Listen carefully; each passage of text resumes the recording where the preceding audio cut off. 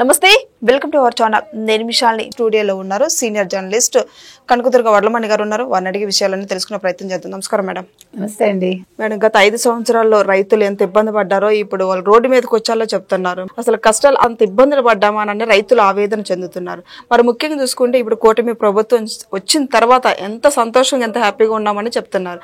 మరి ఎలా చూడాలి మేడం? గత 5 సంవత్సరాలు పోల్చుకుంటే ఇప్పుడు కూటమి ప్రభుత్వం వచ్చి 1 year అవుతున్నా, ఈ రెండింటి మధ్య చెప్పాలని మీరేం చెప్తారు? అంటే ఈ మధ్యన ఆయన రైతుల పరామర్శని వెళ్తున్నారు కదా, మిర్చి యార్డ్కి వెళ్ళారు. మనకు తెలిసి ఏం జరిగిందో అక్కడ ఘాటుకి ఆయన ఉక్కిరిబిక్కిరి అయిపోయాడు. పొగాకు వెళ్ళాడు, పొగాకు రైతుల దగ్గరికి, ఆ బేళ్లన్నీ తొక్కిచ్చేశాడు. తర్వాత బంగారుపాళ్య వెళ్ళారు.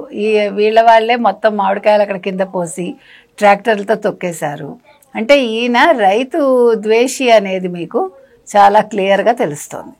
అంటే జగన్మోహన్ రెడ్డి రైతులకి మంచి చేస్తానని చెప్పి వాళ్ళ కోసం పరామర్శకని చెప్పి వెళ్ళి వాళ్ళని ఇంకా సర్వనాశనం చేసి వచ్చాడు. కాబట్టి ఇవాళ రైతులు ఎవరైతే ఉన్నారో వాళ్ళు బయటకు వచ్చి జగన్మోహన్ రెడ్డిని తిట్టిపోస్తున్నారు.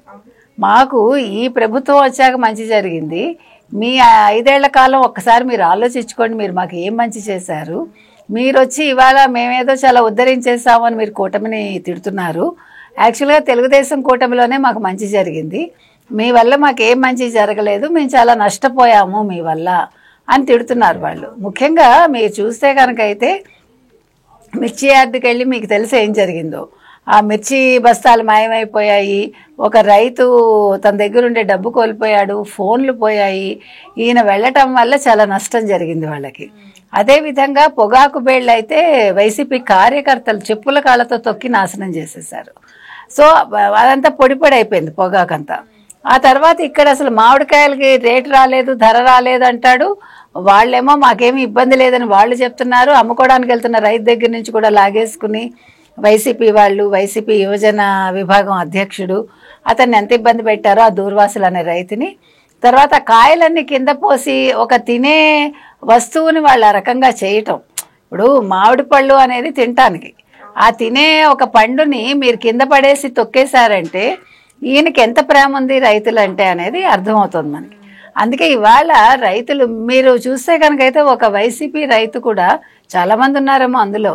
నేను వైసీపీ అభిమానినే కానీ మాకు చంద్రబాబు నాయుడు గారు బాగా చేశారు, మాకు ఏ ఇబ్బంది లేదు, మాకు మామిడికి ధర ఇచ్చారు, 6,000 ఇచ్చారు అన్నీ చెప్తున్నాడు అతను. నేను వైసీపీకి చెందినవాడినే కానీ చంద్రబాబు నాయుడు గారు బాగా చేశారని 3 సార్లు చెప్పాడు. కాబట్టి అది జగన్మోహన్ రెడ్డి వినాలి. ఎందుకంటే ఇవాళ మీరు ఎవరైతే వైసీపీ అభిమానులు అనుకుంటున్నారో వాళ్ళందరూ నెమ్మదిగా కూటమి వైపు వస్తున్నారు, ఆ కార్యకర్తలు కూడా అభిమానులు కూడా. కాబట్టి ఇవాళ మిథున్ రెడ్డి అంశం కనుక తేలితే, మిథున్ రెడ్డి అరెస్ట్ అయితే నెక్స్ట్ లిక్కర్ స్కామ్లో ఎవరు చివరి లబ్ధిదారుడు అనేది బయటకు వస్తే అప్పుడు మీ వైసీపీ అభిమానులందరూ కూడా గంపగుత్తగా కూటమి ప్రభుత్వానికి వాళ్ళు అభిమానులుగా మారిపోతారు. కాబట్టి ఇవాళ రైతులు మాట్లాడుతున్నారంటే రైతులు అంత తొందరగా వాళ్ళ నిర్ణయాలు మార్చుకోరు, రైతులు అబద్ధం చెప్పరు, వాళ్ళకి అవసరం లేదు, రైతులు నిజాలే మాట్లాడతారు మనకి తెలుసు. ఎందుకంటే కష్టపడేది వాళ్ళు, కష్టాలు చూసేది వాళ్ళు, చవి చూసేది.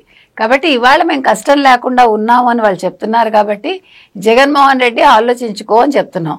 నువ్వు మాట మాట్లాడితే నేను రైతు నేస్తాన్ని, నేను రైతుల కోసం ఎంతో చేశాను, మళ్ళా చేస్తాను, నేను పాదయాత్రలు చేస్తాను, లేకపోతే వాళ్ళకి సానుభూతి యాత్ర చేస్తానంటే నీ సానుభూతి వద్దు మాకు, నువ్వు మాకు యాత్రకి రావద్దు, అసలు నువ్వు మా ప్రదేశానికే రాకని రైతులు అంటున్నారు. ఇవాళ నువ్వు వస్తే మాకు నష్టం, నీ వల్ల కలిసి వచ్చేది మాకేమీ లేదని వాళ్ళు గోల పెడుతున్నారు.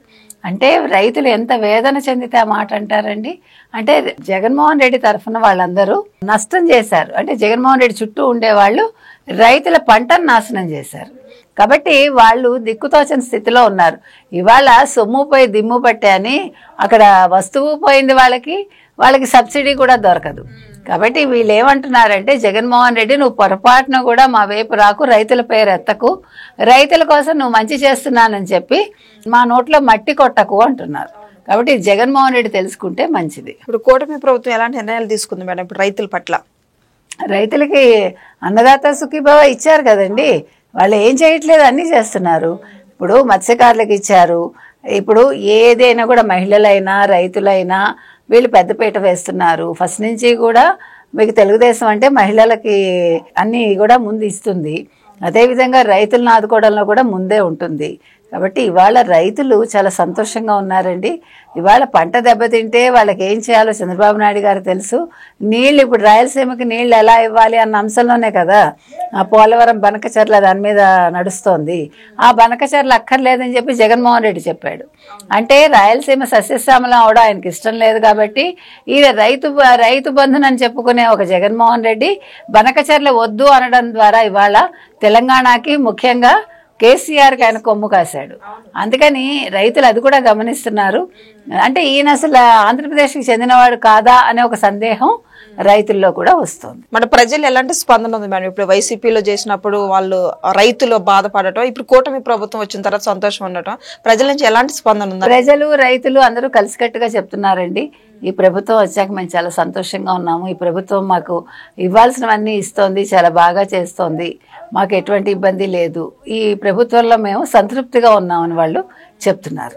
సో ఇదండి, చూశారు కదా రైతులు గత 5 సంవత్సరాలు ఎంత ఇబ్బంది పడ్డారో, కూటమి ప్రభుత్వం వచ్చిన తర్వాత అంత సంతోషంగా ఉన్నారని రైతులు బయటకు వచ్చి చెప్తున్నారు. తర్వాత ఏం జరుగుతుందో నెక్స్ట్ వీడియోలో తెలుసుకుందాం. Thank you madam. Thank you.